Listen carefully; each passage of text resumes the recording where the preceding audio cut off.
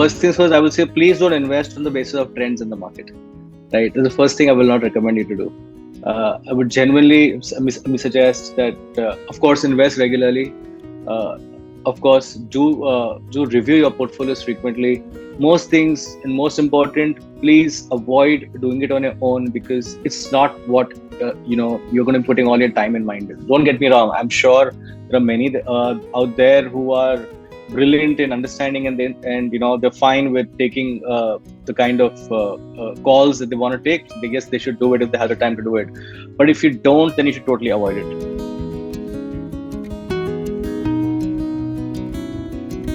Stocks, of course, A, diversification, B, there is more to do with fundamentals than purely speculation or technicals, is what gold really does. Gold should not be your major investment vehicle or option ever.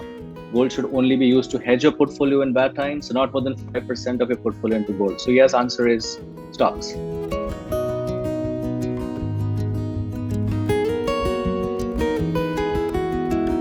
So if you're buying in the festival of 2022, look at selling it by the festival, not before 2032.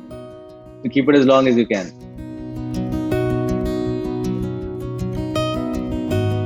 Please do not follow what others say. I would say you tend to overspend during festivals, specifically like a large one like Diwali, where you're typically out of budget by the end of the month.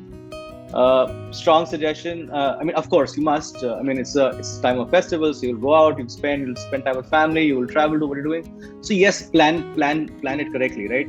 Have your plans in place that yes, once in a year, twice in a year, I want to do that. You can set up your goals like that. Goals are not supposed to be only retirement. Goals can be for as small as having a short holiday as well. Avoid using a card. Biggest problem. The credit card, I think, is the biggest culprit of all problems in any household, right? It's a free limit given to you. More you spend, more limits you keep getting, and the more you keep spending. And the cost you pay to run that card is ridiculous as well. Discipline is very important. If you believe in having a sweet after your meal, if you're as disciplined as that, not a very healthy thing to do though, please be disciplined in your investments as well. And most importantly, expenses. So I'm not saying don't spoil yourself. I'm not saying don't spend on such situations. Keep monies for emergencies or for fun and for investments as well. Balance all together.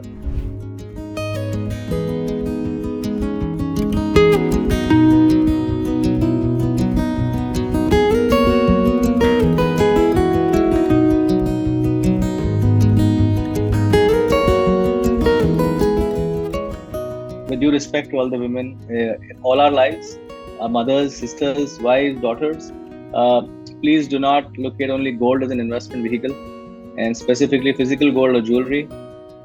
It is never an investment. If you ask me, it's a very big expense, because that is the last thing you'll ever want to touch. And an investment which is not going to give you any returns back or some payouts back is not really an investment. Continue to be your expense. So yes, please buy a jewelry for the reasons of fashion and whatever you like, but please also put your monies into other assets like equities or mutual funds per se. You should diversify. There are more investments. These mutual funds or equities will one day give you gold, jewelry free, as long as you disciplinedly actually keep investing into it.